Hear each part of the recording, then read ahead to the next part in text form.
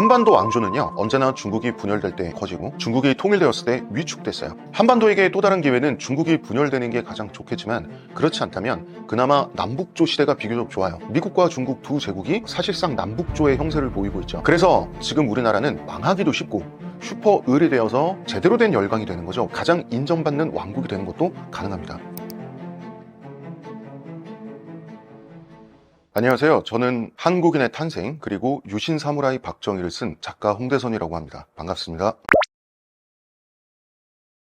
어떤 이유라기보다는 일단 서양인들이 생각한 이유는 우리한테 굉장히 기분이 나쁜 건지 좋은 건지 모르겠어요.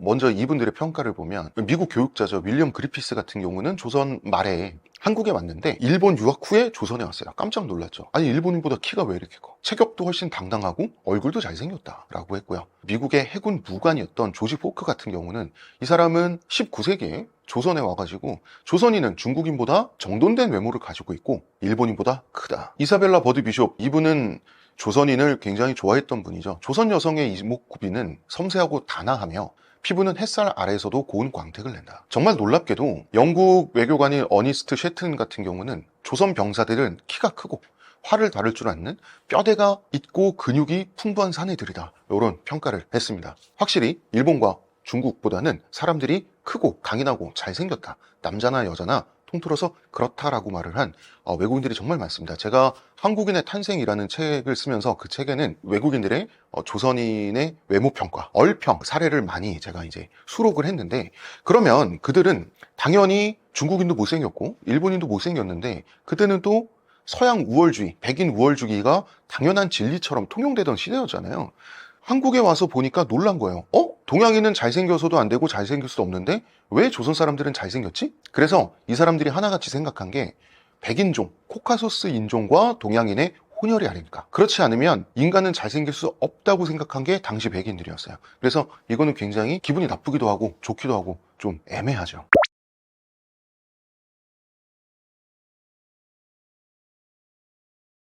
우리는 원래 유전자가 우월하다, 우리는 원래 대단하다, 이건 국뽕이고요.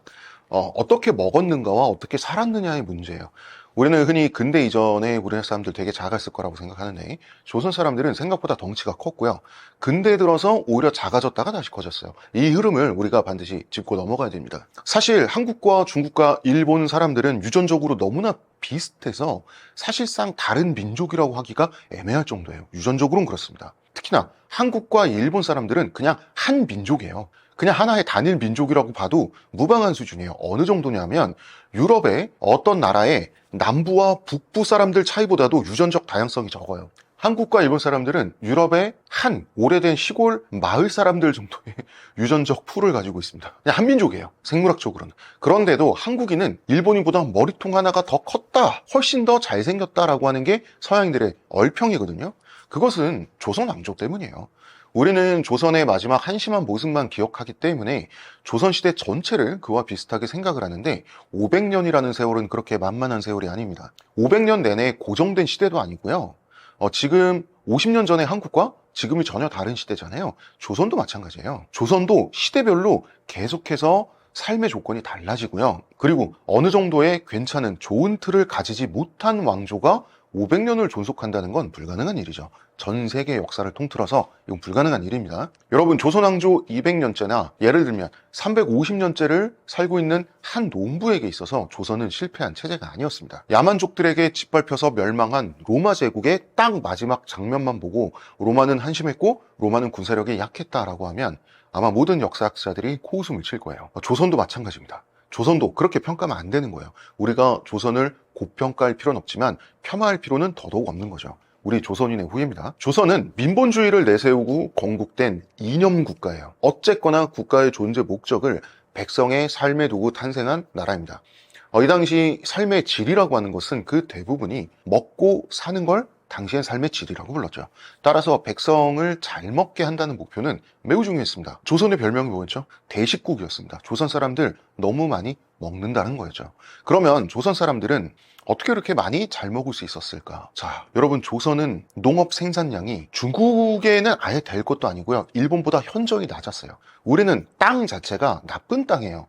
우리는 농경 문명을 기반으로 한 전통적인 오래된 국가 중에서 우리나라는요, 전 세계에서 가장 척박한 농경 문화권이에요. 그런데도 사람들은 어떻게 잘 먹을 수 있었을까? 그냥 극단적인 예를 들면 임진왜란 당시에 일본의 세율은 전 국토 평균이 70%예요. 농민이 쌀 10섬을 생산하면 3섬만 자기가 가질 수 있었어요. 나머지는 다이묘들한테 다 바쳐야 됐습니다.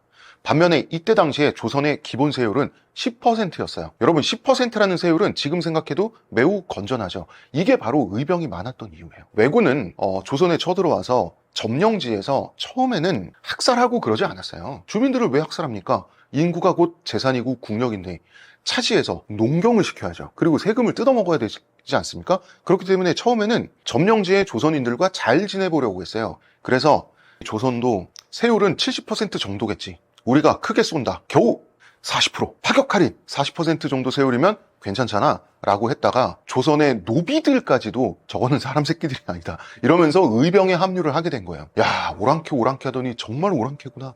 어떻게 40%를 뜯어갈 생각을 하지? 이래서 의병이 생긴 겁니다. 그렇기 때문에 노비조차도 의병에 자발적으로 합류한 거예요. 이거 경제적인 이유 때문입니다. 조선의 세율, 조선의 사회 시스템이 일반 백성들에게 매우 양호하고 매우 관대하고 매우 신사적이었기 때문에 우리는 의병을 모집할 수 있는 힘을 가질 수 있었던 거야. 이건 사회 시스템으로 우리가 의병을 모집한 거지 결코 무슨 애국심이 그냥 생깁니까? 사대부들은 애국해야죠. 사대부잖아요. 그 체제의 수혜자들이고 통치 계급입니다. 당연히 노블리스 오블리주 해야 돼요. 일반 백성도 열성적으로 의병에 참여했다는 것은 이거는 사회 시스템이 건전했다는 뜻이에요. 그러면서 우리와 일본의 체격 차이를 말할 때 흔히 소환되는 얘기가 일본의 육식 금지령입니다. 일본은 옛날에 덴무천황이라고 하는 천황이 있었어요. 이 사람이 육식 금지령을 때립니다. 이 사람이 불교 매니아였거든요. 이 사람 때문에 1200년 동안 일본인은 육식을 하지 않았다. 그렇기 때문에 일본에 문제가 있었기 때문에 한국과 일본의 키 차이가 있는 것이다 라는 얘기를 하지만 저는 그렇다고 생각하지 않습니다. 자, 첫 번째, 일본에 넘어간 불교는 한반도의 불교입니다. 고려시대 내내 한국인들은 일본인과 똑같이 육식을 금기시했어요. 그래서 도축하는 법, 고기를 조리하는 법 자체를 잊어버릴 정도였다라고 중국 사신의 기록에 남아있어요. 그리고 일본 사람들 생선 열심히 먹었고요. 계란 열심히 먹었고요. 토끼는 귀가 날개처럼 생겨서 새다라는 이유로 토끼고기 먹었고요. 조선 사람들도 고기를 먹는 날은 정말 1년에 몇 번 안 될 정도로 조선인들 역시도 결국 주식은 탄수화물이었습니다. 그리고 아프다는 핑계로 아프면 보약을 먹어야 되지 않습니까? 아픈 사람에게 고기는 금기가 아니라 보약이다라는 이유로 일본에서 육식을 암암리에 다 허용했어요. 먹을 사람들은 다 열심히 먹었습니다. 그래서 고기를 먹기 위해서 핑계김에 아픈 척을 하는 문화가 일본에 있었고요. 결국은 평상시에 먹는 주식인 쌀을 중심으로 한 탄수화물을 얼만큼 열심히 평소에 잘 먹을 수 있었느냐가 조선인과 일본인의 체격 차이를 갈랐던 거죠. 그 다음에 조선 말에, 구한 말에 우리를 방문했던 서양인들은 일본인뿐만 아니라 중국인에 대비해서도 조선인이 체격이 크고 잘생겼다라고 얘기를 했어요. 그 육식을 하면 안 된다라는 금기는 중국에는 아예 있어 본 적이 없잖아요. 그렇기 때문에 이것은 평상시에 주식을 누가 더 열심히 잘 먹을 수 있었는가라고 하는 것. 이것은 조선을 세운 사대부들이 민본주의 사상가였다라고 하는 것에서부터 시작하는 문제라는 거죠. 그런데 슬프게도 일제가 우리 조선을 식민지로 전락시키지 않습니까? 우리가 식민지가 된 뒤에 우리 조선인의 평균 키는 떨어지게 됩니다. 이거는 간단해요. 그냥 생리적인 결과입니다. 밥을 빼앗겼으니까. 1910년대는 조선 성인 남성의 키가 165cm 전후였어요. 그런데 1930년대, 1940년대 들어서 160cm 미만까지 하락하게 됩니다. 이것은 몰락이에요. 전락입니다. 완전히 성장이 스탑한 상태가 돼버린 거죠. 이유는 간단합니다. 쌀을 수탈당했기 때문이죠. 다시 조선 후기로 거꾸로 돌아가면 조선 후기 군인들, 군영 기록에 남겨진 병사들의 신체 조건을 보면 키 170cm 이상의 기록이 제법 많습니다. 특히 정조대왕 시기의 훈련 동합은 신장 172cm 이상의 병사를 우선적으로 선발했어요. 이게 무슨 뜻이냐면 한반도의 평균 키는 원래 나쁘지 않았고 식민지 지배와 전쟁으로 무너졌다가 최근에 와서 다시 복구됐다는 뜻이에요. 1990년대에 들어서 다시 가까스로 일본을 추월했어요. 그러니까 한일의 키 차이가 드디어 제자리를 찾았다고 볼 수 있는데요.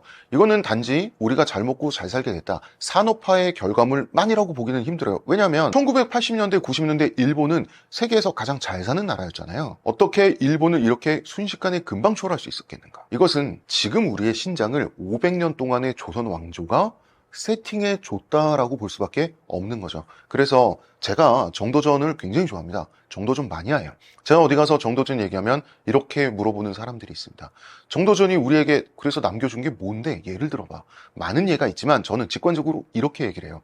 우리의 키와 치아 상태를 만들어줬다. 거울을 보면 우리는 정도전의 흔적을 알 수 있다라고 얘기를 합니다.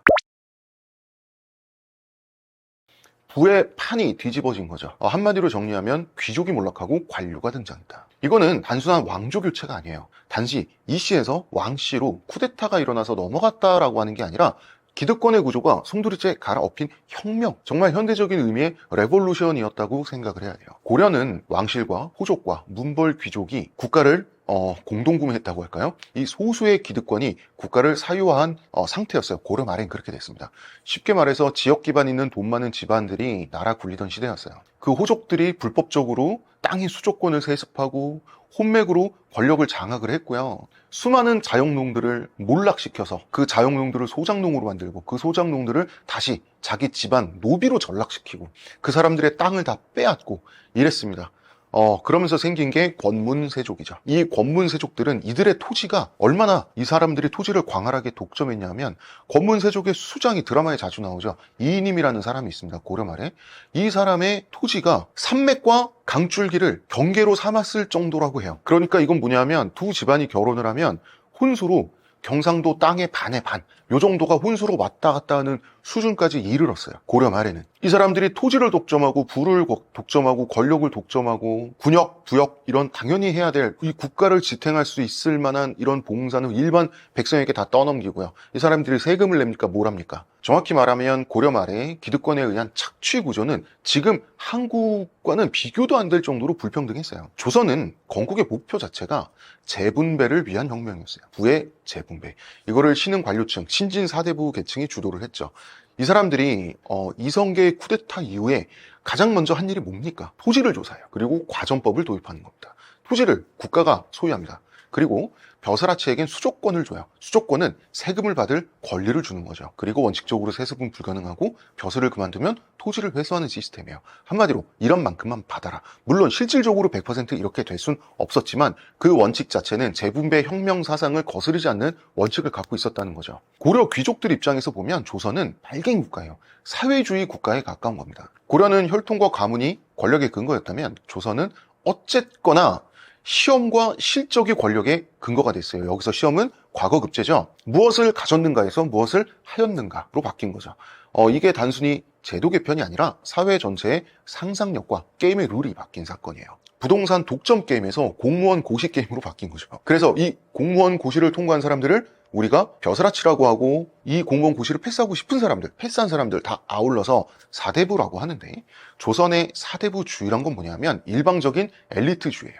시혜적 엘리트주의, 자뻑 엘리티시즘이죠. 우리를 믿고 존경해주면 먹고 살게 해주겠어. 우리를 존경해. 믿어봐. 나 너네보다 높은 신분이야. 그렇지만 우리는 민본주의 국가의 사대부라니까? 믿어봐. 잘해줄게. 굉장한 엘리트주의죠. 그럼 이 엘리트주의가 작동했냐? 작동했습니다. 물론 조선의 간신매들, 권신들, 조선왕조실록에 얼마나 많습니까?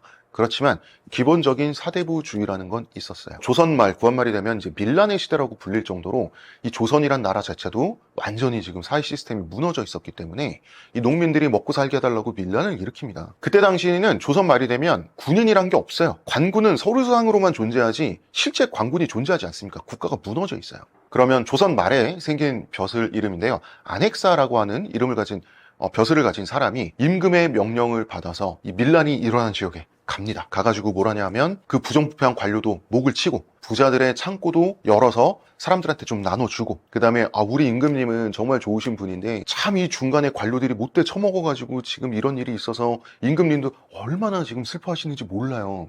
이러면서 사람들 감동도 시키고 그냥 화를 풀어주는 거예요. 먹을 것도 주고 이러면서 이 밀란을 해산을 시킵니다. 그런데 어쨌든 난이라고 하는 건 왕과 조정에 대한 영린이죠. 반란이란 말이에요. 그렇기 때문에 원칙상 누군가 한두 명은, 주동자는 목이 날아가야 돼요. 그럼 먹고 살자고 일으키는 밀란인데 죽어야 된다면 누가 하겠습니까? 이걸 사대부들이 대신해 줬습니다. 동네에 그냥 가난한 선비들 있죠. 서당 훈장님하고 그 다음에 매일 맹자왈, 공자왈, 천자문 읽고 이런 사대부 선비를, 밀란을 일으킬 예정인 농민들이 찾아갑니다. 그래서 우리가 글을 몰라서 그러는데 여기 이름자 하나만 써주시면 우리가 좀 폼도 나고, 그리고 좀 우리가 꼴을 좀 갖추고 우리도 뭔가 거사를 일으키고 싶으니 저 이름 좀 빌려주십시오 하면, 그게 무슨 뜻이냐면 나중에 밀란이 진압될 때 주동자가 돼서 우리 대신 처형당해 주세요란 뜻입니다. 이때 사대부들이 다 자기 이름을 올려줬어요. 바로 그 순간, 백성을 위해서, 남들을 위해서 쓰여지는 그 순간을 위해서 이 사람들은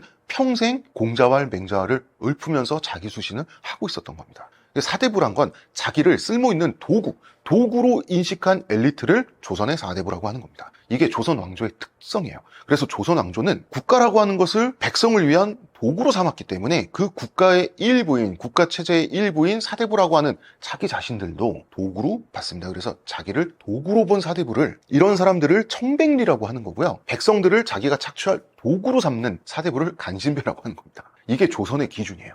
그래서 조선은 양극화가 진행될 대로 진행된 고려 말에 부의 재분배를 위해서 탄생한 국가죠. 그래서 저는 한민족의 생명을 연장하는데 성공한 국가라고 봐요. 그런데 조선이 실패할 때 어떻게 실패했습니까? 윌 듀란트가 이런 말을 했죠. 영화 아포칼립토의 맨 처음에 나오는 그 말이 있어요. 모든 문명은 멸망당하기 전에 이미 스스로 멸망이 있다라고 하는 문장이 있거든요. 조선도 사실은 일본이든 러시아든 누구한테 넘어가든 사실 내적으로 망했었죠. 왜 망했습니까? 조선은 부의 재분배를 위해서 탄생한 국가인데요. 조선 말이 되면 양극화가 고려 말처럼 진행될 대로 진행돼 있었던 거예요. 하지만 그렇게 타락하기까지 500년이 걸릴 정도로 느렸다는 것은 처음에 조선을 만든 사대부들이 국가를 꽤 정말 잘 만들긴 했다는 증거가 되기도 해요. 그래서 조선은 마지막에 결국 실패했지만 거시적으로는 성공한 왕조다라고 저는 평가를 합니다. 조선의 노비라고 하면 이런 자극적인 문장이 떠다닙니다. 자국민을 노예로 삼은 유일한 나라. 자, 이런 말들이 어디서부터 나왔는지 추적하는 거 어렵지 않습니다. 논문 몇 개만 보면 돼요. 뉴라이트 진영에서 이 말 처음 나왔어요. 이것은 궁극적으로는 조선을 사악한 체제로 만들고 일제를 해방자처럼 보이게 하려는 숨은 의도가 있습니다. 조선이 사악한 체제여야만 일제가 근대화의 선물을 해줬다는 설정이 성립이 되거든요. 그들만의 설정이에요. 하지만 학문적으로 보면 이거는 노예와 노비를 고의적으로 혼동하는 것에서 시작된 가짜 담론이에요. 제대로 된 담론 자체가 아닙니다. 노예는, 영어로 슬레이브는 인간 취급을 하지 않는 존재예요. 법적 인격이 없어요. 그냥 물건입니다. 노비는 법적으로는 열등하지만 인격이 인정돼요. 그러니까 공민이에요. 법적 보호를 받아요. 자, 조선시대 노비는 사유재산을 갖는 게 가능했고요. 결혼이 가능했고요. 자기 사유재산을 모아서 주인에게 뺏기지 않은 채로 자기 자식에게 상속하는 게 가능했어요. 그리고 주인을 고소하는 게 가능했어요. 물론 법적으로만 가능하지, 형식상으로 가능하지, 실제적으로 주인을 고소하는 건 힘들었어요. 왜냐하면 주인과 노비의 관계를 부모 자식 관계로 봤거든요. 그래서 노비가 자기 주인을 고소하는 것을 약간 반역과 같이 어떤 불충, 불효로 봤어요. 폐륜으로 본 거예요. 그렇지만 다른 사람들은, 일반 양민은 물론이고 양반도 고소할 수 있었는데, 노비가 주인을 고소할 수 있는 경우는 주인이 먼저 폐륜을 저지르면 노비도 역으로 폐륜을 저지를 수 있다라는 논리가 조선시대엔 성립됐어요. 그래서 조선시대에 어떤 일이 있었냐면, 이 주인이 노비를 갖고 있는데 자기는 가난한데 노비는 돈을 벌어가지고 부자인 거예요. 그래서 이 노비의 재산을 빼앗고 싶은 거예요. 노비의 재산을 빼앗으려면 노비가 자식이 없는 채로 죽어야지 내가 꿀꺽하는데 자식이 있어요. 그래서 이 자식과 생이별을 시키려고 이 자식을 자기 먼 친척네 집에 이 자식을 팔려고 합니다. 법적으로는, 원칙적으로는 이런 식의 노비 매매가 가능하고 부모 자식을 생지별 시키는 게 법적으로는 가능하지만 이러면은 거의 사회적 자살이에요. 손가락질을 받습니다. 엄청나게 불명예스러운 행동을 이 양반이 한 거예요. 그런데 부모 자식을 생리별시키려고 하는 폐륜을 주인이 먼저 저질렀죠. 그렇기 때문에 이 노비는 주인이 먼저 폐륜을 저질렀기 때문에 자기의 폐륜도 합법적으로 성립한다라는 이 논리를 가지고 주인을 고소해서 승소합니다. 이게 조선의 노비제예요. 우리가 조선의 노비제를 우리나라 사극, 드라마, 영화 나오면 조선 노비가 엄청나게 비참한 식으로 나와요. 정말 서양이 슬레이브처럼 나오거든요. 정말 이거 그냥 제가 하는 말이 아니라 우리가 우리 스스로 조선의 노비제를 그렇게 야만적으로 묘사하는 거, 일본의 우익 정치인들, 일본의 우익 인사들 되게 좋아합니다. 되게 좋아해요. 바로 그 노비제를 일제가 없애줬다라고 하는 그 자부심을 느끼거든요. 우리 정신 차려야 돼요. 자, 태종 이방원 때, 태종 이방원이 킬방원 아닙니까? 별명이? 정말 그 여러 사람을 죽였던 무서운 사람인데, 태종 이방원 때 이 이방원의 최측근 권신, 거의 이 국가의 권력 넘버 2라고 불릴 수 있는 사람이 있었습니다. 이숙번이라고 하는 권신이 있었어요. 이 사람의 위세가 하늘을 찌를 정도였습니다. 그런데 이 사람이 집에서 술을 먹다가, 남자들이 술 먹으면 사고 많이 치죠. 술을 먹다가 자기가 소유했던 노비를, 젊은 처녀였어요. 이 노비를 겁탈하려고 해요. 이 노비는 겁탈을 당하지 않기 위해서 뾰족한 송곳 같은 걸로 날붙이로 이숙번의 이마를 찍어버렸어요. 그래서 이숙번은 이마에서 피가 철철 흐릅니다. 결국 재판정에 서게 되죠. 이 노비는 무죄 판결을 받았습니다. 그리고 무죄 판결을 받았지만 이숙번에 의해서 괴롭힘을 당할 수 있으니 다른 집에 가서 노비 생활하는 게 좋겠다라고 해서 태종 이방원이 다른 집에 보내요. 이거를 슬레이브라고 할 수 있습니까? 우리가 상상하는 노비라고 할 수가 있나요? 신분이 사노비로, 개인이 소유한 노비를 사비라고 합니다. 사비로 기록된 이 효생이라고 하는 인물은 지금의 종로 공평동 부근의 기와 다숙한 초가 3칸의 집을 소유했다가 은화 150냥에 팔았다는 기록이 남아 있습니다. 노비가 경제활동을 했을 뿐 아니라 상당한 재산을 소유하기도 했었다는 걸 보여주죠. 서양식 노예제에서 가능한 일입니까?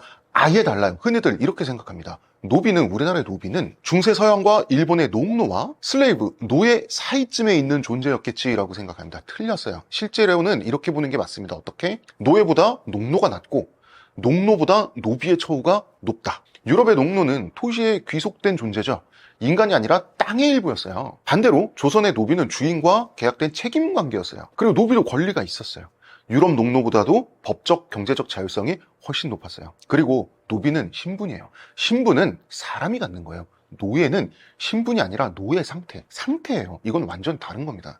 그래서 노비는 말 못하는 짐승이 아니라 국가가 보호할 책임이 있는 신분 계층이었다. 그러니까 조선 사회는 노예제 사회가 아니라 조선의 노비제는 차등 시민 제도 정도에 가까웠다고 보시면 돼요. 그런 점에서 보면 조선은 비인간화를 최소화한 계급제 국가였다고 보면 되겠습니다. 물론 지금 기준으로 보면 야만적이죠. 하지만 서양의 식민지 노예제, 그 다음에 중세 봉건 농노제, 그 다음에 일본의 에도 시대까지 있었던 전통적인 농노제와는 질적으로 다르다는 겁니다. 물론 조선의 노비제는 인권의 사각지대가 맞죠. 학대받고 억울하게 고문당하고 죽고 다치고 이런 노비들이 500년 동안 얼마나 많았겠습니까? 하지만 인권의 사각지대였을 뿐이지 인권의 무관심 지대는 아니었다는 거예요. 흔히 뉴라이트 학자들이 조선을 중국과 일본보다 폄하하기 위해서 이런 표현을 씁니다. 하도 그 노비제에 매달리면서 이런 말을 해요. 일본은 전국시대를 거치면서 자연스럽게 노비제도가 없어졌고 중국 같은 경우는 송나라 때 폐지됐다. 여러분, 일본의 부잣집 혹은 상인의 가게에 속해 있었던 겐인들, 하인을 일본말로 겐인이라고 하죠. 같은 한자입니다. 이 사람들 부모가 다 팔아서 인신매매돼서 그 집에 붙어있는 거예요. 생사 여탈권이 완전히 주인에게 있었습니다. 죽여도 돼요. 고문해도 됩니다. 불구를 만들어도 돼요. 왜? 법 바깥에 있기 때문에. 법은 관심이 아예 없는 거예요. 중국도 마찬가지입니다. 여러분, 붉은 수수밭이나 홍등 이런 데 보면 아주 그 대갓집의 노비들이 나오죠.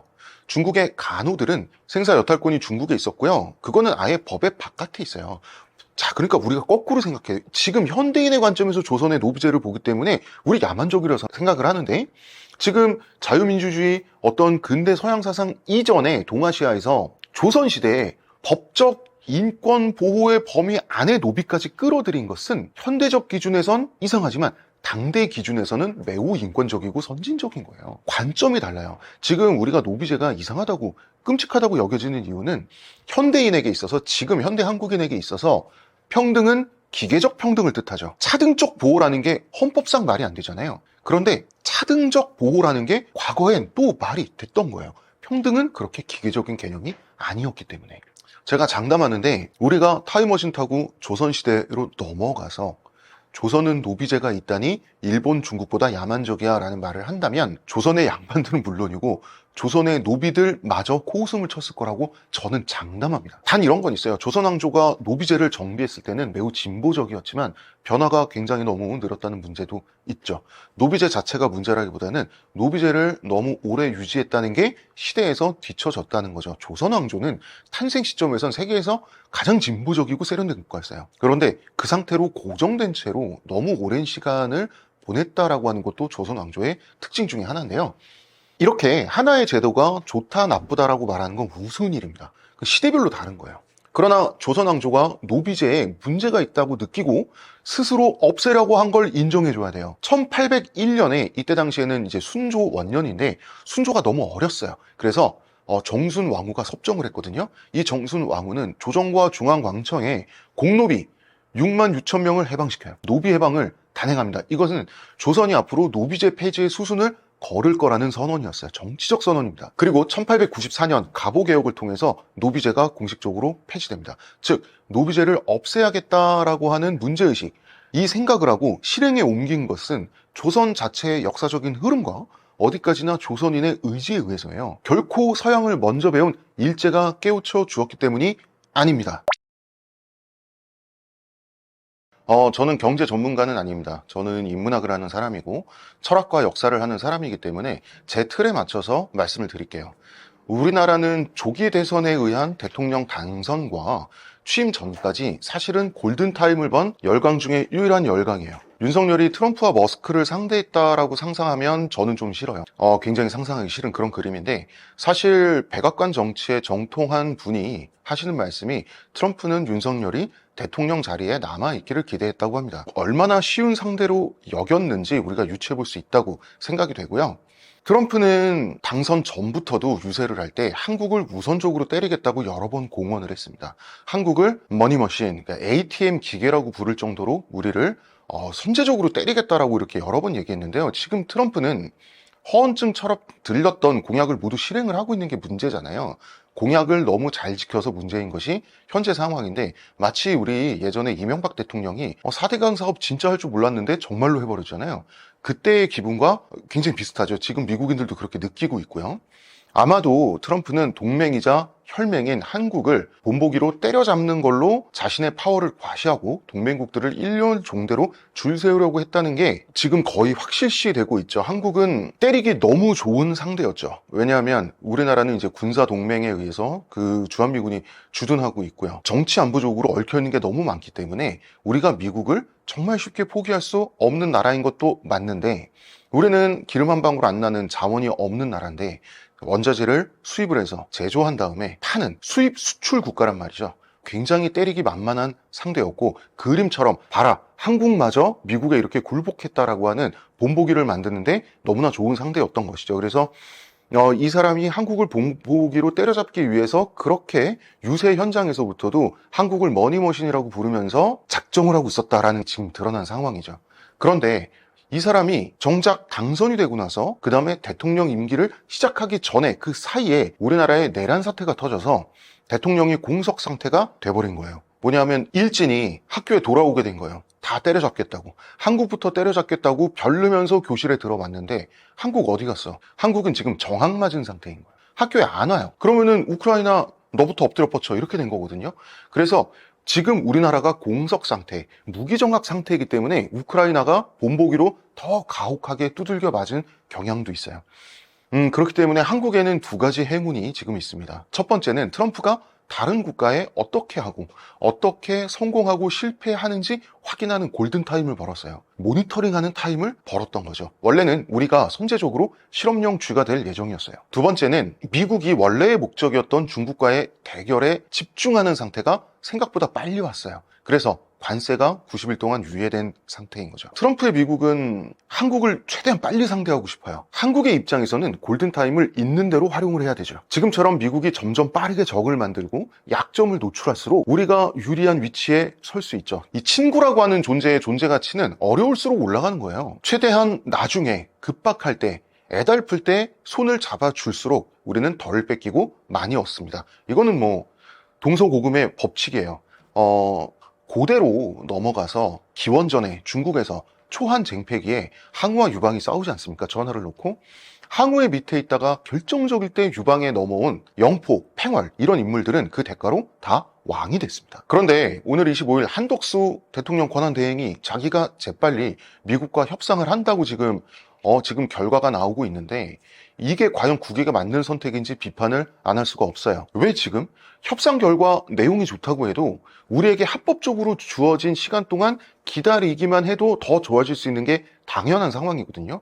핑계는 완벽히 준비되어 있어요. 자기는 선출된 권력이 아니기 때문에 자격이 없다고 하면 그만이에요. 미국이 건드릴 수 없는 상황입니다. 즉, 저는 한덕수 권한대행으로부터 애국심이 보이지 않는다. 지금 한 대행의 결정은 국익보다는 자기의 정치적 이익을 위해서라고 보여집니다. 그 이익이 자기의 안전보장이나 정치 활동에 있어서 미국의 지지 혹은 안전보장이라고 한다면 지금 한덕수 권한대행의 선택은 국익보다는 사익을 위한 거라고 저는 볼 수밖에 없습니다. 이 사람이 자기 이익을 위해 국익을 팔 수 있을 때 재빨리 팔아 넘기는 거 아니냐라는 의심도 심한 경우에는 저는 해볼 수 있다고 생각을 해요. 굉장히 우려됩니다.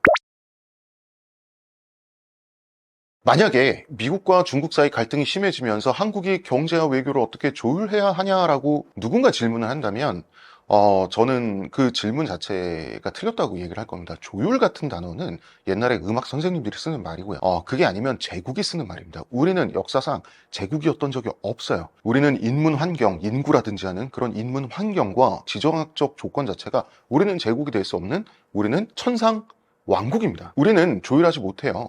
우리는 제국의 틈바구니에서 조율이 아니라 생존을 해야 되죠. 현실은 생존적입니다. 목숨이 왔다 갔다 하는 거예요. 그렇기 때문에 단어를 이렇게 바꿔야 질문이 살아납니다. 미국과 중국이 싸우는 마당에서 한국은 언제 죽고 어떻게 살아남는가? 지금은 줄서기의 시대가 아니죠. 줄서기가 끝난 시대입니다. 문제는 누가 우리 손목을 잡아 끌지, 누가 우리를 자기 줄로 데려가는지 자발적 선택이 아니라 의도된 납치돼서 갇혀있는 피랍 상태에 있는 거예요. 세계 최대의 시장인 미국이 수출 국가인 우리를 협박하고 있고요. 세계 최대의 공장이 바로 옆에서 우리를 위협하고 있습니다. 미국, 중국 모두 지금은 우리 편 아니면 모두가 적이라고 하는 태도를 갖고 있죠. 이제 어디 가서 양다리도 못합니다. 양다리 외교란 말은 이제 어디 가면 뺨 맞아요. 그러니까 중요한 건 누구 편이냐가 아니라 누구에게 덜 잃고 더 뜯어낼 수 있느냐라고 하는 것이 지금 외교가 됐습니다. 이거를 지금 한국 사회가 잘 이해를 하지 못하고 있어요. 사람들이 자꾸 안보는 미국, 경제는 중국이라고 하는데 물론 지금까지는 맞는 말입니다. 지금까지 IMF 이후에 우리가 20년 동안 이걸로 잘 먹고 잘 살았고요. 안보는 미국, 경제는 중국, 이 투트랙 전략으로 우리나라는 선진국 대열에 진입을 했죠. 그런데 지금 안보는 미국, 경제는 중국이라고 하면 무슨 점심시간 회식 메뉴 짤 때 하는 얘기가 돼버렸고요. 지금은 우리 고기 먹을래요? 비건은 샐러드 드세요? 이런 상황이 아닙니다. 지금은 미, 중이 전쟁 중이고 식당 전체가 불타고 있어요. 우리가 어디로 발을 뻗어야 불에 타 죽지 않을 거냐의 문제가 돼버린 거죠. 한국의 생존 전략은 이제는 하나가 될 수밖에 없습니다. 쓸모 있는 친구가 되는 겁니다. 기억력 좋은 친구도 아니고 의리 있는 친구도 아니고요. 쓸모 있는 친구, 편을 정하지 않고 최대한 기다릴수록 값어치가 올라가는 바로 그 쓸모를 가진 친구가 되는 거죠. 모든 전쟁에서 지는 쪽이 어차피 항복할 거, 최대한 저항하다가 항복하는 데엔 이유가 있습니다. 전쟁을 잘할수록, 그리고 항복할 때까지 전쟁을 오래 끌수록 항복 협상의 값어치는 올라가게 돼 있습니다. 그래서 지금 현재 미국과 중국의 갈등은 우리나라에 있어서 줄서기 문제라기보다는 거시적으로는 기다릴 줄 아느냐 마느냐의 문제라고 생각을 해요. 그런데도 한덕수 권한대행이 자기가 권한대행 자리에 있을 때 재빨리 국민적 합의도 없이 선출된 권력도 아닌데 미국과 경제 협상을 하고 지금 미국 측에서 굉장히 만족하고 있다는 얘기가 나오고 있는데 이거 저는 정말 걱정됩니다. 이럴 수 있는 건가 싶고요. 다시 본 얘기로 돌아오자면 이거는 줄서기 문제가 아닌 이유는 뭐냐면 우리가 최종적으로 고를 친구는 처음부터 정해져 있었기 때문이에요. 저는 진보 진영에 속해 있는 사람이지만 진보 진영 특유의 감수성에 대해서 한마디 하고 싶어요. 저는 딴지일보 출신이에요. 뭐가 문제냐면 아직도 정치적인 감수성이 80년대에 머무르고 계신 전통적인 진보 진영 일원들 계세요. 그때 80년대에 한국의 외교 안보라고 하는 것은 첫 번째, 어떻게 북한의 위협을 막아내느냐. 두 번째, 미국과의 관계를 어떻게 관리하느냐. 이게 거의 전부였어요. 그때 한국은 미국의 보호를 받는 국가였고요. 한국은 중진국이었고요. 지금은 달라졌어요. 지금 한국은 열강이 됐습니다. 지금 미국과 중국이 이빨을 드러내고 한국이 어느 편에 설지 감시하고 있는데 1980년대의 감수성으로 두 제국을 바라보면 안 돼요. 큰일 납니다. 과거에는 미국에 대한 태도를 어떻게 가져가느냐, 친미냐, 반미냐, 이걸로 진보와 보수가 나뉠 수 있었어요. 대한민국 외교의 80% 이상이 오직 미국인 상황에서 반미적인 태도는 충분히 진보적일 수 있었고요. 충분히 민족적일 수 있었고 자주적일 수 있었어요. 지금은 아니에요. 지금은 우리와 정치적인, 경제적인, 지리적으로 가장 가까운 미국과 중국이라고 하는 두 제국이 싸우고 있단 말이에요.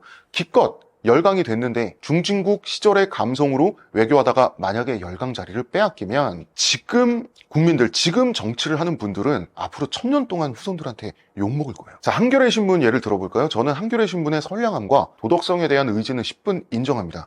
그런데 한겨레에서 며칠 전에 중국이 서해 한가운데에 구조물을 세운 데 대해 국민들이 분노하는 걸 보고 팩트 체크한다면서 찬물을 막 끼얹어요. 여러분 오해하시면 안 돼요. 팩트는 그게 아닙니다. 저 이래서는 큰일 나겠다는 생각 들었어요. 그리고 진보 진영 인사들이 혐중 감정, 중국 혐오하는 거 그거 극우주의, 우경화된 거라고 몰아가는 모습을 보면 저 정말 걱정돼요.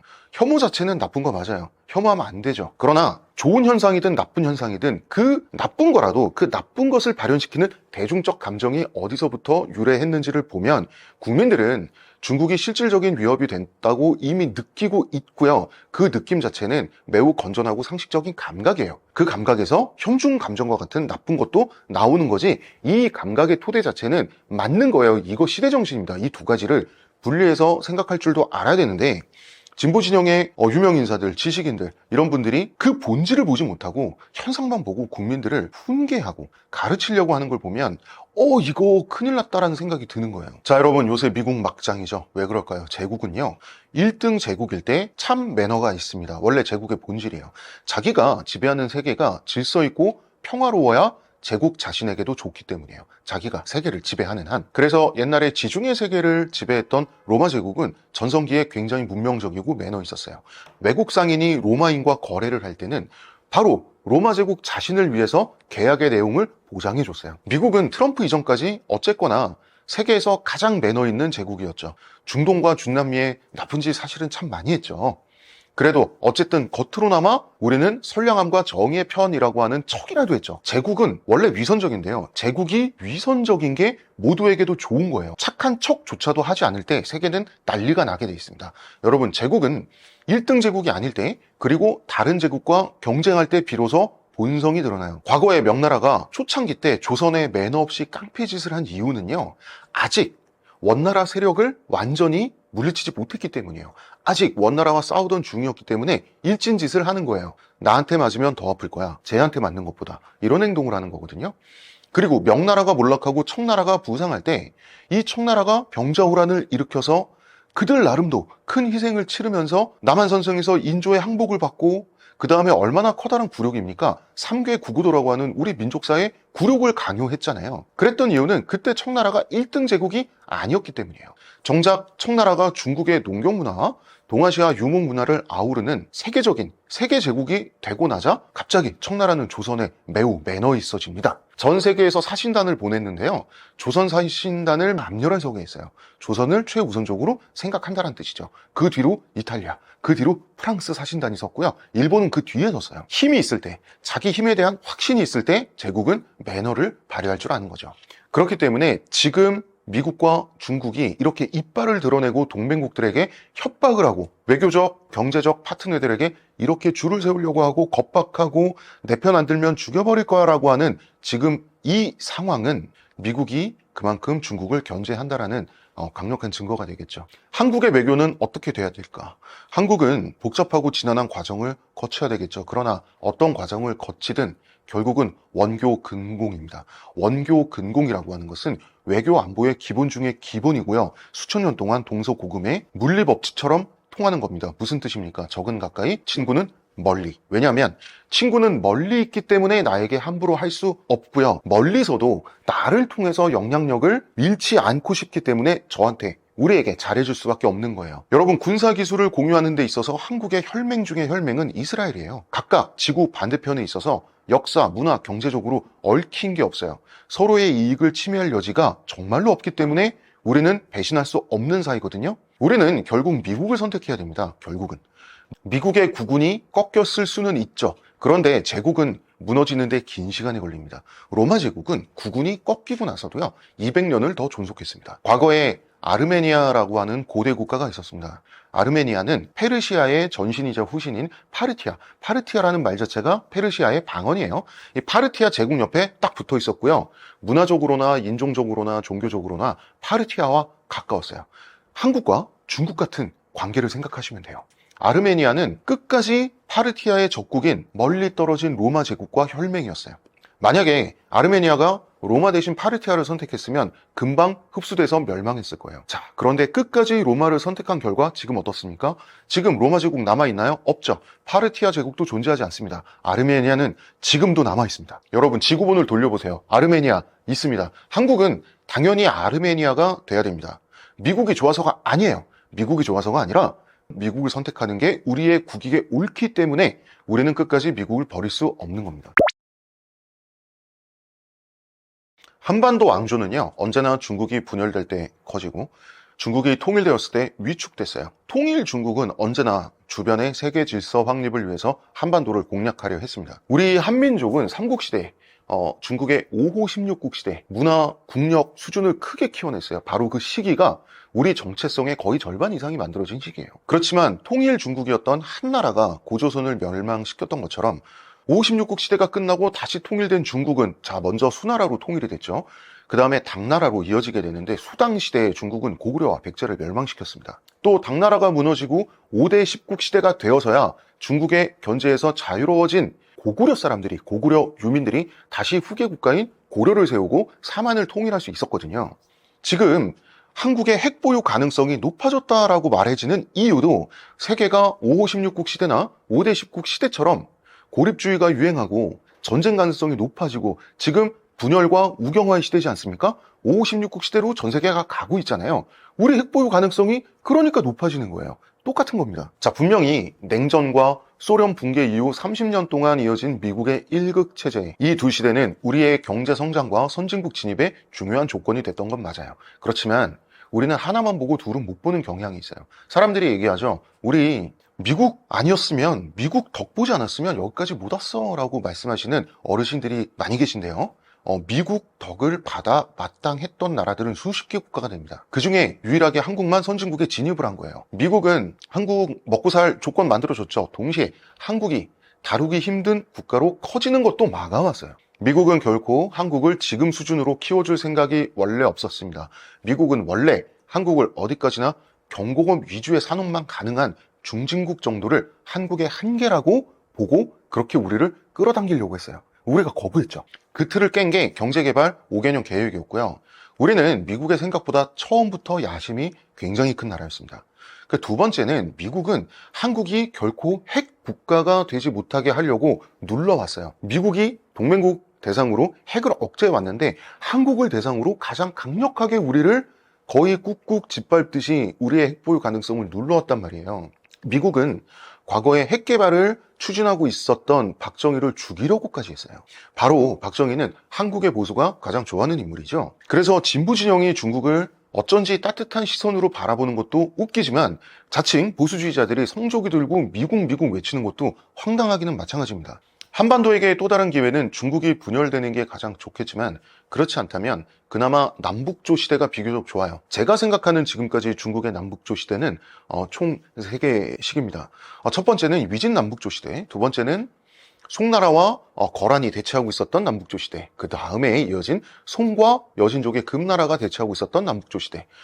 위진 남북조 시대에는 우리 삼국시대의 문화 국력이 절정이었고 그 다음에 송과 거란, 송과 여진의 남북조 시대에는 이때 고려는 동아시아의 균형자 노릇을 하면서 슈퍼 을지를 했어요. 어디에 힘 실어줄까? 우리는 제국이 못 되는 왕국이었지만 왕국 중에서는 정말 제국을 들었다 놨다 하는 그런 슈퍼 을 왕국의 자리를 차지하는 데 우리가 성공을 했었단 말이에요. 정근대의 중국의 사정이라고 하는 건 지금 우리나라와 비교하면 세계 정세와 비슷하죠.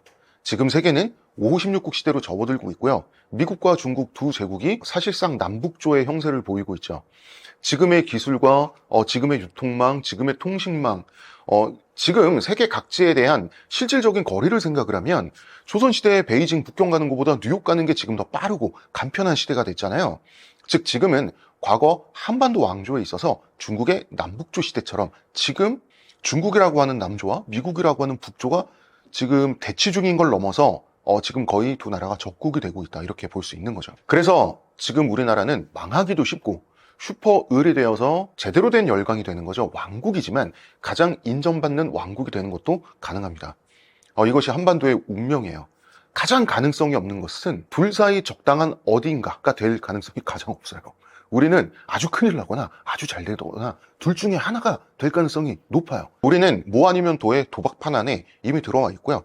우리나라뿐만 아니라 정말 많은 주요 국가들, 세계 주요 국가들이 도박판에 지금 들어와 있다는 생각이 들고 있는데, 그 뭐 아니면 도의 간극이, 그 갭이 가장 큰 국가가 아마 대한민국이 아닐까, 그런 생각이 듭니다. 그래서 이제부터 외교, 안보, 정말 정치인들이 정말 잘해야 되는 시기가 비로소 다시 왔다, 우리 역사에. 이런 생각이 듭니다. 한국이 중국에 흡수되지 않은 이야기는 너무나 긴 얘기고요. 책에서 제가 한국인의 탄생의 한 챕터를 통째로 사용하는 부분입니다. 다만 현재 상황과 과거 역사를 놓고 봤을 때는 한반도 왕조는 두 제국이 싸울 때 언제나 가운데 껴서 슈퍼 을이 되려고 했고요. 그런 방식으로 존재감을 확고히 해왔던 역사가 있습니다. 이걸 가장 잘했던 건 고려죠. 그렇지만 몽골 제국이라고 하는 절대 강자가 등장했을 때는 슈퍼 을이 아니라 그냥 을이 돼버려요. 어쩔 수가 없는 거예요. 멸망당하지 않기 위해서 30년간 역사상 가장 처절한 전쟁을 감수해야 했고요. 이것이 바로 대몽항쟁이죠. 결국 고려는 부마국이 돼서 원나라의 간섭을 받게 됩니다. 이것을 원간섭기라고 하죠. 하지만 또 한편으로는 식민지도 아니었어요. 독립국의 지위를 보장받는 결과를 우리가 쥐기도 했죠. 오직 세계에서 고려만이 누리는 특수한 지위였는데, 이래서 싸움은 비록 지더라도 악착같이 최대한 길게 끌다가 져야 돼요. 잘 싸우고 오래 싸울수록 항복했을 때 항복 협상의 조건은 올라가는 법이에요. 이것이 싸움의 법칙입니다. 옛날에 중국에 이때 당시 지어진 시에 보면 그 시에 이런 장면이 나옵니다. 정말 비참한 삶을 살고 있던 한 중국의 한족 여인이 이러면서 통곡을 하는 거예요.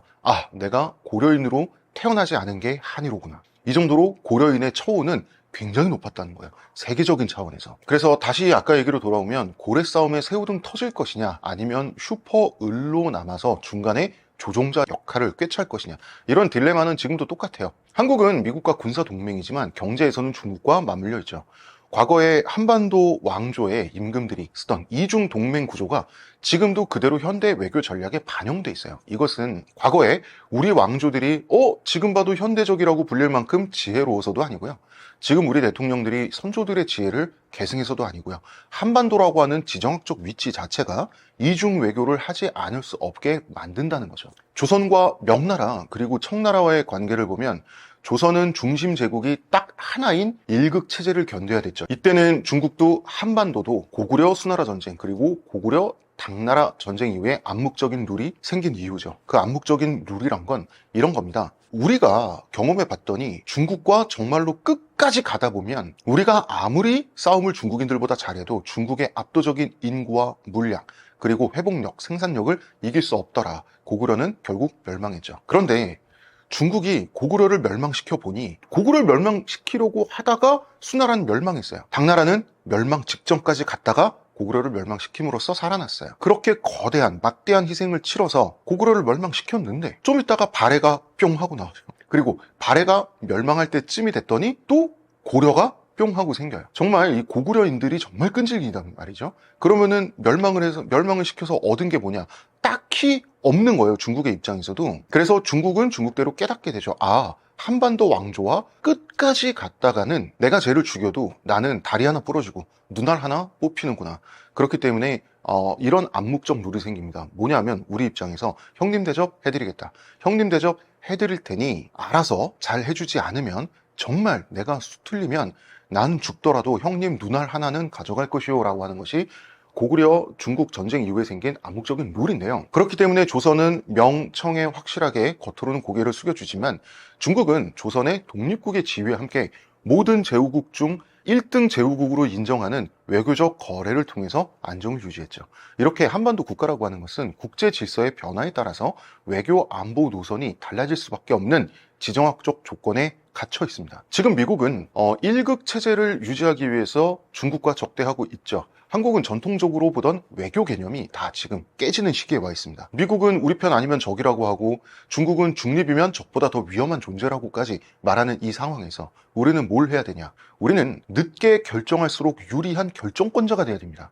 줄을 서는 게 아니라 줄을 세우는 능력을 가지는 게 중요합니다. 즉 우리는 버티기 외교를 잘해야 되고요. 지금은 편을 들고 안 들고 결정하는 대신 편을 뒤흔드는 위치에 우리가 있을 때까지 잘 버텨줘야 하고, 마침 내란 사태로 잘 버틸 수 있는 골든타임도 얻었는데 한독수 권한대행이 미국 측에서 대만족을 했다고까지 하는 협상을 자기가 재빨리 먼저 한 것은 저는 제 머리로는 이해할 수 없습니다. 한국은 향후 결코 슈퍼파워가 될 수는 없어요. 천성이, 태생이 왕국입니다. 그러나 슈퍼 이슈는 될 수 있어야 됩니다. 우리가 움직이면 판이 흔들리는 그런 주사위를 던질 수 있는 손이 돼야 된다. 외교를 이제는 복잡하고 집요하고요, 치밀하게 할 수 있는 국가 수뇌부가 있어야 되고요. 그리고 하나의 외교 전략을 장기간 이어갈 수 있는 정파를 초월한 합의가 있어야 돼요. 국익이라는 가치 앞에서 여야, 좌우, 진보와 보수 모두가 하나가 됩니다. 그러니까 지금 이건 마치 그 판에서 우리 같은 애가 뭘 할 수가 있죠? 라고 묻는 것 같지만, 사실 이 질문은 두 놈이 싸우고 있는 와중에 우리가 뭘 가져갈 수 있을까라는 질문으로 바뀌어야 됩니다. 전통적으로 한국은 약하지만 독립적인 나라였어요. 이거 굉장히 이상한 조합이죠. 말이 이상하잖아요. 약한데 독립적이다? 이건 역사상 이런 국가가 거의 없거든요. 약하면 흡수되거나 종속되거나 괴뢰화됩니다. 그런데 우리나라 2000년 역사를 보면 약하면서도 어떻게 자기 의지로 살아남은 나라였어요. 무슨 말이냐면, 고구려가 아무리 싸움을 잘했어도, 고려가 아무리 전쟁을 잘했어도 국력의 차원에서 중국과 대적할 수 있나요? 없어요. 수나라의 2차 고구려 침공에서 역사에 정확히 기록되어 있습니다. 113만 3,800명이 동원이 됐는데 보급을 담당하는 치중대는 이 2배였다고 기록이 되어 있습니다. 현대 기준에서는 모두 군인이죠. 보급병이죠. 즉 350만 명의 병력을 동원했다는 얘기인데, 이때 당시 세계 인구가 2억 명에서 2억 3천만 명 사이로 추정이 되거든요. 지금으로 치면 1억 4천만 명의 병력이 한반도를 침공한 거예요. 어마어마한 겁니다. 이렇게 상대적으로 약하면서도 문화적 정체성을, 민족적 정체성을 지켰다는 건 매우 미스테리한 사건이에요. 그래서 어째서 한국은 아직까지도 중국에 흡수되지 않았는가라고 하는 것은, 우리는 한반도에서 한국인으로 살고 있기 때문에 당연하게 여기지만 서양권의 역사학자들에게는 이건 세계적인 미스테리예요. 그러나 결과적으로 정체성을 지켜냈다는 것이, 아무리 오래된 민족도 미래에는 결국 언젠가는 사라질 수 있거든요. 자, 시진핑은 질서를 원합니다. 힘에 의한 질서죠. 질서 아래에서 복속하길 바랍니다. 지금 트럼프는 무질서를 원합니다. 이 공포스러운 무질서 속에서 미국의 힘에 굴복하길 원하는 거죠, 다른 나라들이. 이 둘은 퍽 다릅니다. 한국은 또 한 번 죽을 듯 말 듯한 자리에 지금 있지만, 우리의 전략은 단순히 편을 안 든다가 아니라 언제 편을 들 건지 그 권한을 내가 쥔다는 전략을 가져야 됩니다. 한독수처럼 하면 안 되는데, 우려됩니다. 지금 이 한독수 권한대행의 독단적인 이 재빨리 미국과 한 이 협정의 내용에 따라서 앞으로 우리가 어떤 멍해를 치게 될지 저는 굉장히 지금 화도 많이 나고 우려가 되는 상황이에요. 어떨 때 버티고, 어떨 때 숨고, 어떨 때 뒤통수를 치고, 어떨 때 손을 잡고, 트럼프든 시진핑이든 우리를 놓치면 곤란하다는 걸 스스로 느끼게 만들어야 되는 게 지금 현 상황에서 대한민국의 숙명이에요. 새 정권에서 향후 외교 전략을 정말 잘 세워서 끈기 있게 밀고 나가고, 양쪽 사이에서 최장시간 버텨내고 저울질하는 안목을 키워야 되죠. 버틸수록 값이 올라갑니다. 이거는 동서고금의 물리법칙이에요. 외교도 전쟁도 버틸수록 값은 올라가게 돼 있습니다. 한국인에게 굉장히 민감한 질문이죠. 우린 단일 민족인가? 그런데 이 질문은 사실 오류죠. 우리는 단일 민족인 적도 없었고 단일 민족이어야 할 이유도 없는데, 그러니까 이제 단일 민족의 신화는 끝났고 이제는 전략을 짜야 할 시간이죠. 우리나라는 과거로 되돌아가 보면 1950년대 이후에 국가가 주도하는 교육에서 우리는 한 결의다, 한 핏줄이다 라는 말을 강조하기 시작을 했어요. 왜냐하면 냉전 시기였음에도 불구하고, 혹은 오히려 냉전 시기였기 때문에 우리에게는 이념보다 혈통이 더 강한 단결의 도구였기 때문이에요. 좌우 이념 갈등 상황에서, 그리고 분단 상황에서, 북한과 대치하고 있는 상황에서 이거를 우리는 한 결의다라고 하는 프레임으로 감싸 버릴 수밖에 없었던 측면도 있어요. 이것을 이승만 대통령이 국시로 삼았던 일민주의라고 해요. 우리는 하나의 백성이다라고 하는 거예요. 민족주의 사상이죠. 그래서 파시즘 사상의 일파라고 할 수 있지만, 식민지의 역사를 바로 거쳐냈던 그 신음했던 역사를 봤을 때 우리는 방어적 민족주의라고도 할 수 있어요. 따라서 민족주의라는 이유로 파시즘이라고 하기에는 매우 애매하고 어쩌면 이해받을 여지도 퍽 있는 민족주의가 바로 한국의 전통적인 민족주의예요. 굉장히 특수한 이념입니다. 그렇다면 민족은 환상인가라고 하면 그렇지 않죠. 민족은 실존해요. 단일 민족은 혈통적으로는 환상이죠. 한반도는 혼혈의 용광로까지는 아니어도 혼혈의 나들목, 인터체인지 정도는 되거든요. 애초에 예맥계 민족과 토착민인 한인, 중국 한족 말고요. 대한민국 할 때 한자, 한인들이 섞여서 한국인의 선조가 됩니다. 우리는 혼혈민족이에요. 우리는 날 것으로 말하면 잡종인데, 제가 한국인의 탄생 책에 쓴 표현이지만 순결한 잡종이에요. 무슨 뜻이냐? 한번 혼혈을 이루고 난 다음에는 그때부터는 배타적으로 외부의 틈입을 밀어내온 나라가 또 우리나라 역사예요. 단일 민족은 아니지만 단일 민족이라고 우길 여지가 가장 많은 민족이 한민족이기도 해요. 특수합니다. 단일 민족 신화는 과학적 견지에선 무의미하고요. 문화적 정체성을 두고 봤을 때는 아직도 유효하죠. 한때 1990년대와 우리나라의 2000년대 때는 각자의 다름이 중요한 시대가 갑자기 왔었죠. 그때의 시대 정신이라고 하는 것은 우리가 집단적으로 개미처럼 일해서 산업화도 이루었고 민주화도 이루었으니 이제 개성을 존중하고 각자의 라이프 스타일에 참견하지 말자는 시대 정신이 그때 나오게 돼요.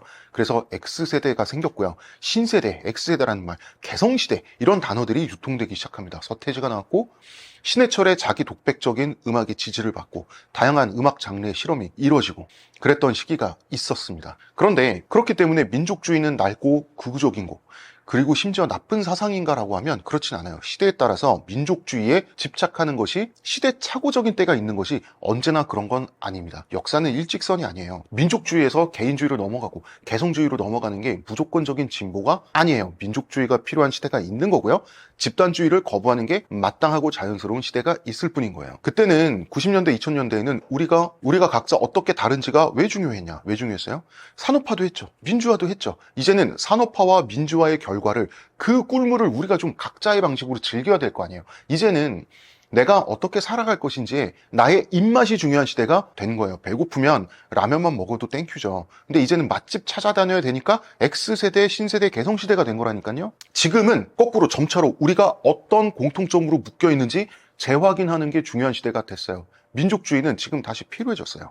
우리가 급변하는 세계 속에서 전쟁과 질병, 고립주의, 우경화, 그 다음에 전쟁 가능성이 들불처럼 번지는 지금의 이 세계 지구에서 무엇보다 북한이 아니라 한반도에 대한 야욕을 숨기지 않는 중국이야말로 우리의 잠재적 위협이 된 이 상황에서 그것도 그 위협의 인구가 우리의 28배인 상황에서 우리는 다시 민족주의의 가치를 꺼내들 필요성이 생겼어요. 우리는 하나의 민족이고요. 우리의 언어와 사고방식, 우리의 삶의 질을 함께 지켜내야 될 운명 공동체임을 다시 재확인할 수밖에 없는 시대가 됐다는 거죠. 네, 일단 우리가 말하는 보수가 어떻게 외국에서 말하는 보수와 다른가? 보수는 안정이다, 보수는 지킨다, 진보는 변화시킨다. 우리가 이렇게 단순하게 접근을 하는데 적어도 대한민국에서 우리 역사 속에서 한국의 보수라고 하는 것은 단순히 기득권을 지키고자 하는 집단은 아니에요. 저는 지금 여러분들과 함께 보수는 이재명이라는 책을 함께 썼습니다만 보수는 이재명이라고 우리가 했을 때 한국적 보수를 말하고 있는 거거든요. 한국적 보수는 변화에 무조건적으로 저항하는 게 아니라 실패의 가능성에는 신중하고 책임 있는 결과를 추구한다 라고 하는 실용주의가 원래 한국의 보수예요. 보수는 성장과 시장을 중요시하고 진보는 분배와 개입을 중요시한다 라고 하는 단순한 등식으로 지금 우리나라의 전통적인 정치 지형을 보시면 안 됩니다. 한국 보수와는 다른 얘기예요. 한국 보수는 오히려 가장 비이념적이에요. 결과만 좋으면 오케이라고 하는 게 우리 정통 보수의 특징이에요. 전통적인 미국, 영국, 프랑스 이런 데 보수와 전혀 다릅니다. 우리 보수의 뿌리는 아이러니하겠지만 급진적 실용주의에서 출발해요. 실용주의라고 하면 보수적인데 그냥 실용주의가 아니라 급진적인 실용주의예요. 이 보수적인 유권자들이 좋아하는 한국 보수를 상징하는 인물들이 있습니다. 이승만, 박정희 이런 사람들이죠. 그런데 이승만은 농지개혁을 단행했고요. 박정희는 사회주의적이었어요. 실제로 이 사람은 남로당 간부이기도 했었고요. 농지개혁 뭘까요? 우리나라의 농지개혁은 전 세계에서 가장 급진적이고 사회주의적인 개혁이었어요. 일본과 대만에서도 했다고는 하지만 한국만큼 철저하게 이루어진 곳이 없습니다. 이때 이승만은 농지개혁을 성공시키기 위해서 그 유명한 사회주의자였던 조봉암 선생을 농림부 장관에 깜짝 발탁해요. 이 조봉암 선생도 놀랐다고 하죠. 당시 한국의 인구 절대 다수, 즉 약 80%가 농민이었어요. 그리고 바로 그 농민의 85.8%가 소작농으로 집계가 돼요. 그 지주에게 착취당하고 있었다는 얘기죠. 그래서 나온 농지개혁 내용은 소작농이 소출의 30%를 5년간 납부하기만 하면 자기가 경작하던 땅을 자기가 가진다는 내용이었어요. 농지개혁을 성공함으로써 대한민국 땅 절대다수를 가지고 있던 친일 지주 절대다수가 추풍낙엽처럼 몰락하게 됩니다. 이 사람들 다 거지가 됐어요. 이거는 지금으로 대입하면, 자, 건물에 월세 내면서 장사하는 자영업자분들이 매출의 30%를 5년간 납부하기만 하면 건물주로부터 가게 공간을 가져온다라는 거예요. 완전히 똑같은 내용입니다. 엄청나게 급진적이죠. 엄청나게 사회주의적인 거예요. 자, 여기에 한국 보수의 특징이 있는 거예요. 모두가 잘 먹고 잘 사는 선진국이 되어야겠다라는 목표 앞에서는 사회주의고 뭐고 없어요, 사실. 한국 보수의 특징이에요. 그런데 결과적으로는 농지개혁 때문에 지금 우리나라가 여기까지 온 거거든요. 자, 농지개혁에 성공을 했습니다. 지주들한테 모든 것을 뺏기던 소작농들이 이제 자용농이 돼서 잉여 농산물을 조금 거둘 수 있게 돼요. 남기게 돼요. 그 잉여 농산물을 가지고 자식들 중에 한둘은 고등학교, 중학교는 어떻게 졸업을 시킵니다. 이 사람들이 중학교, 고등학교를 거쳐서 우리나라가 산업 개발을 하는데 각지에 산업 현장에 투입될 수 있는 산업 여군, 산업 전사가 돼서 학교에서 대량으로 공장처럼 찍혀 나오게 되는 거예요. 이 사람들이 이촌 향도를 하고 도시로 상경을 하고 일을 하고 최종적으로 80년대에 이 사람들이 대거 중산층에 진입을 하면서 또 그 80년대의 힘을 토대로 지금 우리나라가 선진국이 돼 있는 거거든요. 결과적으로 농지개혁 때문에 이 모든 것이 가능했어요. 그리고 이 농지개혁은 지극히 사회주의적이지만 원래 한국의 전통 보수라고 불리는 지도자들은 검은 고양이든 흰 고양이든 나라만 잘 살면 된다라고 하는 게 원래 목표라는 거죠. 박정희 역시도 농민의 삶이 개선되어야 모든 것이 잘 된다는 생각을 갖고 있었어요. 박정희는 사회주의자예요. 그리고 박정희 민족주의자예요. 그리고 박정희 국가주의자예요. 독재자기도 하고, 이 박정희는 굉장히 많은 이념과 사상이 섞인 특이한 인물인데, 가져다 되는 거는 다 가져다 쓴다는 주의자예요. 새마을운동은 사회주의적이면서 파시즘적이에요. 파시즘이든 사회주의든 다 갖다 쓰는 거예요. 그래서 세계적으로 새마을운동 같은 운동이 없어요. 그래서 후진국들이 한국처럼 선진국처럼 되고 싶은데 뭐부터 해야 되지 하면 새마을운동밖에 걸리는 게 없어요. 그래서 한국에 와서 새마을운동 배우겠다고 하는 게 이게 세계의 유일한 모델이라서 그래요. 왜 유일한 모델이냐? 짬뽕돼 있어요. 오직 결과주의. 국민의료보험도 박정희가 시작했죠. 박정희는 보수가 아니에요. 박정희는 전통 보수가 아니라 세계적으로 통용되는 보수라는 단어에 들어맞는 사람이 아니라 그저 박정희는 결과주의자예요. 그리고 이승만, 박정희 두 사람만큼의 아우라는 없지만 노태우의 북방 외교라고 하는 것도 현재 보수가 생각하는 종북주의라든지 뭐 자유민주주의를 가르는 그런 사고방식에서는 나올 수 없는 거죠. 러시아를 이용하고 협력하고 뜯어먹고 줄 건 주자. 그래서 대한민국이 챙길 건 챙기자라고 하는 그런 엄청난 실용주의가 기본 밑바탕에 깔려 있는 것이 원래 우리나라의 보수입니다. 대한민국의 보수는 질서를 지키는 사람들이 아니에요. 원래는 질서를 뒤흔들면서라도 국민의 먹고 사는 문제를 풀어내자라는 게 원래 보수인데, 자, 그러면 질문. 저는 진보 진영에 속해 있는 사람이지만 제가 굉장히 싫어하는 진보 진영 사람들의 조롱성 농담이 있어요. 뭐냐면 보수 세력은 가난한 사람들의 적인데도 불구하고 가난한 사람들이 지지한다. 왜? 그렇게 손쉽게 세뇌당하고 이용당할 만큼 지적 능력이 없기 때문이다. 이런 조롱. 저는 우리나라 역사에선 틀렸다고 봅니다. 왜 가난한 사람들이 보수를 지지하느냐? 이승만, 박정희 시대를 살면서 그 사람들의 정책의 영향을 받아서 좀 더 잘 먹게 되고 좀 더 잘 살게 되고 하는 과정을 실제 몸으로 체화해서 겪었기 때문이에요. 그분들 멍청하지 않아요. 이 나라를 일으켜 세운 게 자신들의 손과 노동이었다라고 하는 이 자존의 기억이 있기 때문에 그런 거예요. 보수주의 지도자로 기억되는 이승만, 박정희 같은 인물들에 의해서 가난한 사람들이 먹고 사는데 성공해왔던 기억이 실제로 있기 때문이고요. 그 기억을 배신하지 않기 위해서 보수를 선택하고 있는 거거든요. 그런데 과연 지금의 대한민국 보수는 그들을 기억하고 있는가? 아니죠. 이재명의 개인적 삶만을 놓고 본다면 산업화 세대의 신화 그 자체죠. 삶 자체가. 경북 안동의 산골 소년이었어요.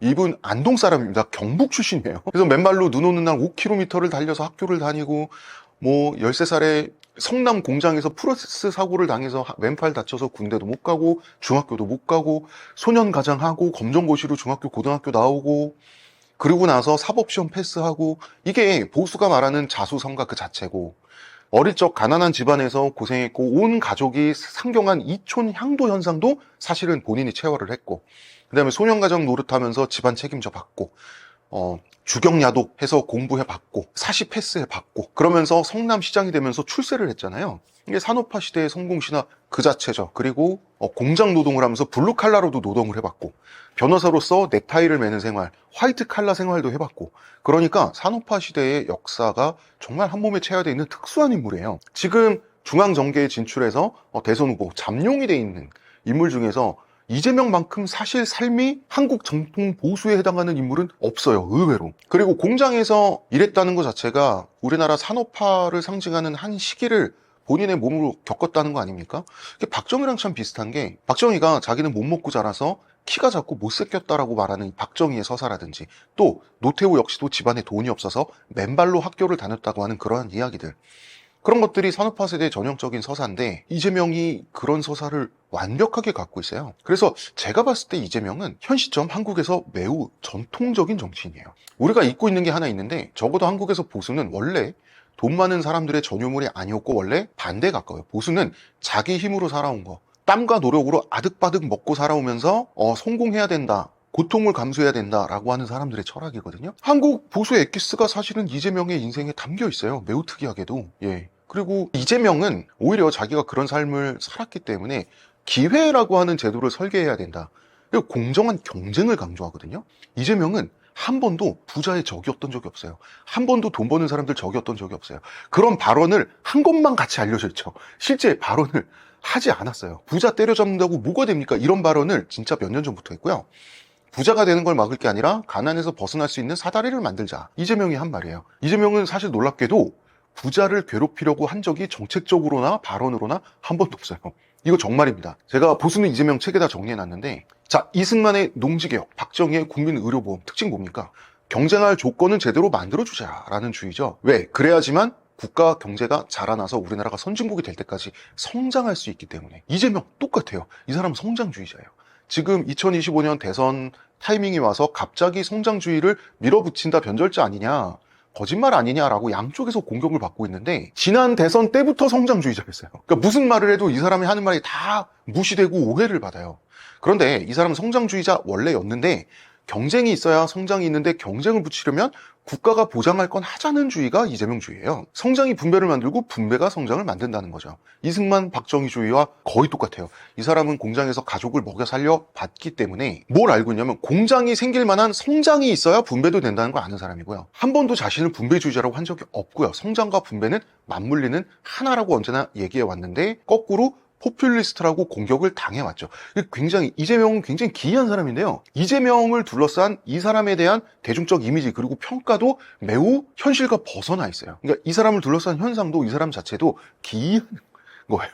그래서 제가 이 책 자체는 퍽 이재명의 편에 서 있는 책은 맞습니다. 그러나 제가 책에서 적어도 제 파트에서 제가 말씀드린 건 이재명은 무조건 칭송하라는 게 아니에요. 자, 칭송할 수도 있고 욕할 수도 있죠. 그러나 칭송할 거면 전통적 의미의 한국형 보수주의자라고 칭송하든지 욕하든지 하라는 거죠. 종북 좌파 포퓰리스트라고 욕하면 전혀 다른 얘기가 되는 거예요. 욕하세요. 욕하려면 제대로 해야 된다는 거죠. 이분이 기존의 민주당과는 출발점도 정치적 DNA도 달라요. 그러니까 지금까지 민주당의 전통적인 감수성과 마케팅은 이재명이라는 인물을 잘 설명하지 못했어요. 이재명은 자기는 시장의 적이 아니다 여러 번 말했어요. 그리고 나는 친노동이긴 하지만 반기업은 아니다라고 얘기해요. 이재명 굉장히 친기업적인 사람이에요. 이재명의 정책을 보면 이른바 좌파 경제가 하나도 아니에요. 시장 경제를 완전히 전제로 삼습니다. 그 시장이 제대로 작동하려면 뭘 보완해야 하느냐를 계속해서 질문을 던지고 정책을 짜는 사람이거든요. 그러니까 기본소득, 지역화폐, 청년배당, 재난지원금, 그러니까 듣기엔 퍼주기처럼 들릴 수 있지만 이 정책들의 출발점이 언제나 멈춰버린 경제를 순환하자, 돌린다, 시장 경제가 살아있으려면 돈이 돌아야 한다, 이게 가장 기본 전제에 있는 사람이거든요. 돈이 어디서 터지느냐에 따라서 기업도 자영업, 노동자 다 죽고 산다. 그래서 이 사람이 하는 말이, 기본소득은 복지정책이 아니라 경제정책이다. 시장에 돈이 돌게 해줘야 수요가 생기고 소비가 살아난다. 이분이 직접 한 말이에요. 그래서 이분은 기본소득에 대해서 시장 활성화가 목적이다 라고 말하는 사람이고요. 그래서 저는 이재명을 보수주의적 경제 설계자, 시장 설계자라고 봅니다. 그리고 이분은 경기도지사 시절에 이미 성장주의자였어요. 성장이 중요하다고 도지사 시절부터 말했습니다. 그래서 재정 퍼붓기가 아니라 오히려 어디에 재정을 꽂을 것인가, 이 타겟팅에 굉장히 집중을 하는 분이거든요. 예산을 줄이지 않으면서도 더 많은 소비가 지역 소상공인에게 향해야 된다. 그런 실험을 계속해서 하는 거죠. 그래서 소멸성 지역 화폐라든지 QR 기반 지급 시스템이라든지 사용처 제한을 통한 소비 집중이라든지, 이게 내수 순환 시스템 설계를 자꾸 실험을 하는 거거든요. 그러니까 이거를 포퓰리스트라고 하니까 본인도 답답할 거예요. 지금 대선 후보가 돼서 하는 말도 종합해보면 국가의 지속 가능성, 성장 가능성, 그러니까 대한민국의 지속 가능성을 본다라는 거예요. 이재명은 주식 투자에 대해서 매우 긍정적인 사람이에요. 우리나라 재정과 기업 가치를 함께 끌어올려야 된다. 그래서 주장한 것이 공매도 전면 재검토, 불공정거래 엄벌하겠다. 그래서 개미 투자자들, 대부분의 주식 투자자들의 수익을 증대시켜 주는 환경을 만들어야 기업도 잘 된다 라고 하는 게 이분이 하는 말이거든요. 그래서 이분은 주식 투자하는 사람들이 잘 돼야 된다고 사실은 아주 오래전부터 말했어요.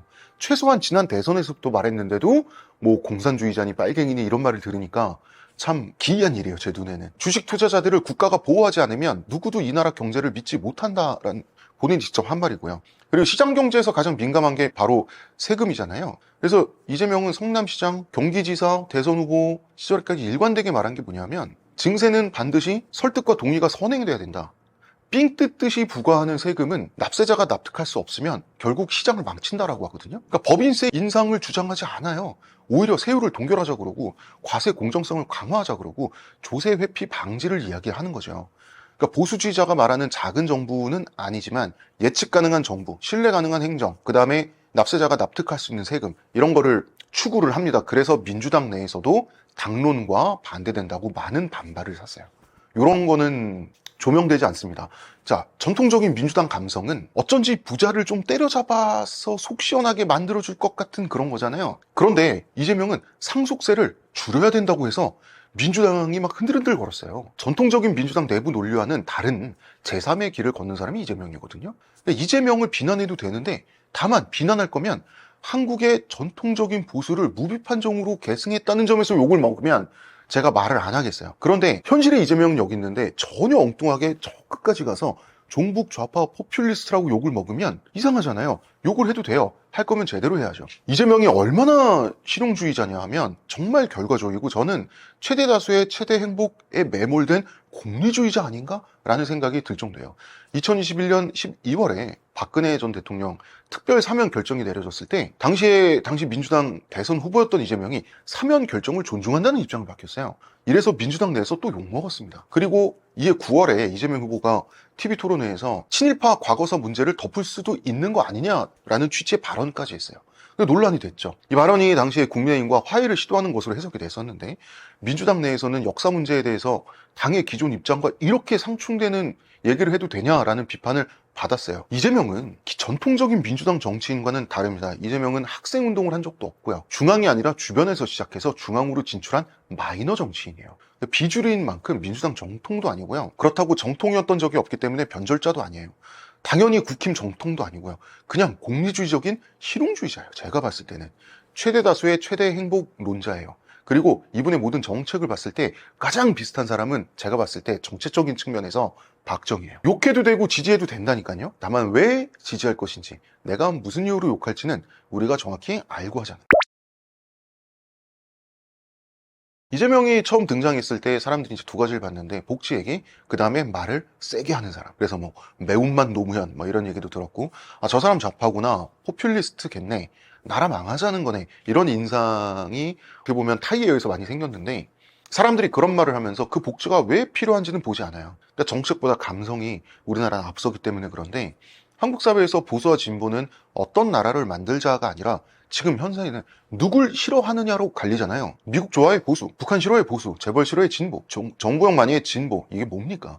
무엇을 믿는가가 아니라 누구를 싫어하느냐가 정체성이 된 거예요. 그래서 이재명이 과연 무엇을 싫어할까를 관심법으로 때려 맞춘 후에 그 상상의 결과를 가지고 좌파, 독재, 포퓰리스트로 규정을 하는데, 자, 이재명은 바닥 출신이고요. 길거리 출신이고요. 우리가 흔히 아는 주사파도 아니고 좌파도 아니고 정말 말 그대로 성남 바닥에서 빈민으로 시작해서 서민이 됐고, 서민에서 중산층이 됐고, 중산층에서 고위 관료까지 돼. 정치적인 전통적인 좌우 논리 없이 공리주의 하나로 쭉 하나씩 이 판깨기 하듯이 깨우는 사람이거든요. 그러니까 이재명은 민주당이 제대로 설명해주지 못한 인물이 맞아요. 민주당은 이재명의 실용주의, 숫자 중심 행정, 현장 기반의 어떤 생활형 정치, 이런 거를 민주당의 전통적인 언어로 번역을 못해요. 가장 민주당적이지 않은 민주당 대선 후보인데 바깥에서는 가장 민주당적이다 못해 종북 좌파라고 욕먹게끔 한 잘못된 마케팅을 이재명에 대해서 민주당이 제공했어요. 정작 민주당 내에서 이재명은 왜 이렇게 보수 우파적인 정책을 내놓느냐고 공격받은 게 수년째죠. 그러니까 이재명은 시장 경제를 복원해야 된다. 제대로 된 시장 경제가 팍팍 돌아가야 된다라고 믿고 있고, 다만 가난한 사람에게도 기회와 순환을 열자라고 이제 말을 하는 거고, 국가부채 관리에 철저하자고 하는 거고, 국민의힘에 기꺼이 동의해서 법인세도 손대지 말자고 한 사람인 거죠. 그러니까 싸우려고 싸우지 않아요. 너무 심한 실용주의라 가지고 싸울 필요가 있을 땐 싸우는데, 동의할 땐 국민의힘에 오케이 하고 바로 동의를 합니다. 그래서 국힘이 발의한 정책에도 아무렇지 않게 동의해서 민주당 사람들이 이제 대경실색하게 만들 정도죠. 그래서 이재명도 비판당해도 되지만, 만약에 이재명이 비판받아야 된다면 제 생각에는 이념이 없다, 사상이 없다는 이유로 비난받을 수 있다고 생각해요. 그런데 이재명이 대통령 되면 나라가 거지 된다, 다 퍼주다가 나라 망한다라고 하는 건 말이 안 된다는 거죠. 이재명은 성장주의자고 결과주의자라서 이 사람이 주식 양도소득세 유지하고 금융투자소득세 폐지했을 때 민주당 내에서 엄청난 반발을 받았잖아요. 그렇지만 전체 성장이라고 하는 파이를 키우는데 도움이 된다고 생각하면 그냥 하자는 거예요. 그래서 대한민국 주식시장이 너무 어렵고 1,500만 주식 투자자들의 입장을 고려하지 않을 수 없다, 필요하면 한다라는 얘기죠. 본인이 한 말입니다. 그래서 이 사람은 비주류답게 이념을 벗어나고 섬뜩할 정도로 비이념적이어서 저는 이 사람의 사상을 최대 다수의 최대 행복일 뿐인 거 아니냐라고 설명할 수밖에 없어요. 이재명에게 시장은 팽창해야만 옳다는 생각을 이분은 갖고 있어요. 그런 점에서 이분은 성장주의자죠. 그래서 이재명은 보수라는 겁니다. 이분에게 투표를 하든 표를 던지지 않든 제대로 알고 투표하는 데 가이드가 되기 위해서 이 보수는 이재명이라는 책을 여러 저자들과 함께 쓰게 됐습니다. 예, 떠먹여주는 TV 시청자 여러분, 고립의 시대고 분열의 시대입니다. 지금 뭐 전 세계가 난리 났죠. 꼭 우리나라뿐만 아니라 미국도 그렇고요. 이제 사람들이 자꾸 두 패로 갈라져서 서로에게 돌을 던지는 투석전을 하고 점점 한 국가 내에서도 증오가 커지는 그런 시대를 살고 있는 것 같아요. 지금 그 결과 전 세계가 정치적으로 다 우경화되고 있고, 이런 시대를 살면서 적어도 대한민국만큼은 국민들이 분열하고 서로 미워할 여유가 없는 국가라고 말씀드리고 싶어요. 우리는 북미 중러일이라고 하는 정말 대화하기도 쉽지 않고 만만치 않은 국가들 사이에 끼어있는 나라지 않습니까? 비슷비슷한 수준의 국가들이 이렇게 계속 어깨를 맞대고 있는 유럽과 우리나라는 다릅니다. 그래서 저는 우리가 급변하는 세계 속에서 우리가 대한민국이 계속해서 지금과 같은 국민의 삶을 보장할 수 있는 대한민국으로 남기 위해서 저는 우리 사회의 증오가 제발 좀 줄어들었으면 좋겠어요.